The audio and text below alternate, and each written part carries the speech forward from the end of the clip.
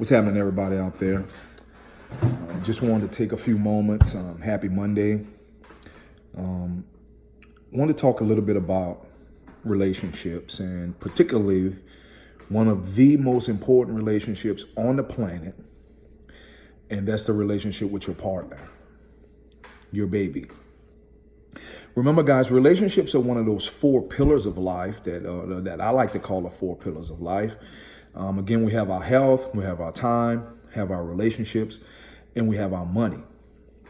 Outside of your relationship with yourself, and if you're a spiritual person, the relationship with your higher power, I believe that there's no more important relationship on the planet than the one that you share with your partner, your husband or your wife, your life partner. And in particular, this message really relates to couples who live together, but it can be beneficial for all couples. But couples who live together, maybe you have a couple kids, both of you guys work, you have busy schedules, things are feeling a little stagnant. Maybe you're not as close as you want to be. You love the person, but you just don't feel just a little stale.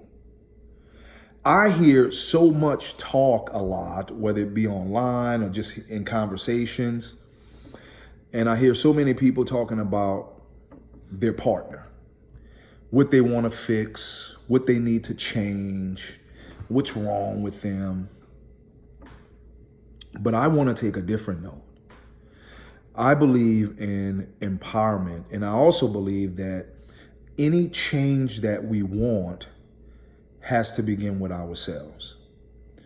So guys, I want to give you guys a couple questions to ask yourselves. This is not, I repeat, this is not a conversation for you to have with your partner just yet. We'll get to that at another time. Right now, we want to take personal inventory of how we are doing, self-examination, so to speak. All of us, I'm assuming if we're in a relationship, care about the way our mate feels. We want them to be happy. We want them to feel secure, satisfied. Those are all genuine feelings. But guys, if you're having trouble, if things are not where you want them to be, if you and your baby are not as tight as you want it to be, look, I want you to just ask yourself a few questions. Number one, I want you guys thinking about what value do you add to your partner's life? With real value. And guys, look, and for my ladies, I'm not talking about you cleaning the house and washing clothes and stuff. Look, you're gonna do that whether you're in a relationship or not. And for my guys, maybe your baby doesn't work. I'm not talking about you going out and you paying the bills and stuff like that. You're gonna do that anyway, whether you're with your baby or not. And those are all great things, and we should be appreciative of them. But that doesn't take the place of you caring for your baby one-on-one, directly from me to you. So what value do you add to your partner's life? What do you do for them that it would be difficult for them to get elsewhere, or that it would be difficult for them to do on their own? What do you bring to the table? How do you make things easier for them? And guys, when you do this, and this is good for your own confidence and for your own security as well. When you can take and list out things that you do to add value, then you begin to feel more confident in your relationship. So, what value do I add? The next thing I want you to ask, and it kind of goes hand in hand, is, do you give to the relationship in a real way? Or are you just around for the benefits that you receive from it? Now, what sort of benefits? Again, it could be somebody sticking around because of a financial situation.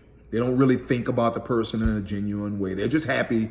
They can get money from them, or they're financially secure, or it could be status, it could be trips, it could be any of those things. Maybe it's help with kids. You benefit from the way they make your life easier. But what do you give to your relationship? I want you guys to think about that. Write that down. Again, this is for you, not for your partner yet. Do you show up for your partner? Well, what do you mean by that, Joseph? Now, maybe they have an event at work they want you to be a part of. Maybe they need a favor from you. When they really need you, are you there? Have you guys ever been in a relationship? You're always showing up. But when you need something, and this is sad, unfortunately, but true in a lot of situations, the expectation is that the person shows up for you, but do you show up for them? Or is there always an excuse? I'm too busy. I'm too tired. I wasn't thinking about it. All familiar phrases, guys. You don't want to be the person that's saying those things to your baby. Are you the type of person that always expects your partner to be there for you, but then you're never there for them? That is all I want you guys to think about today. This is a little small self-assessment. If you see any things on there and you don't like some of the answers, and be honest with yourself, remember, this is just between you and your higher power. That's it. Nobody else knows. This is a personal assessment of how you care for your relationship, guys. Look, we all want to be confident in our relationship. We all want happy relationships that's full of fun and spontaneity. But we have to make sure that we're doing our part to contribute to that. If you guys have any questions or comments, post them below.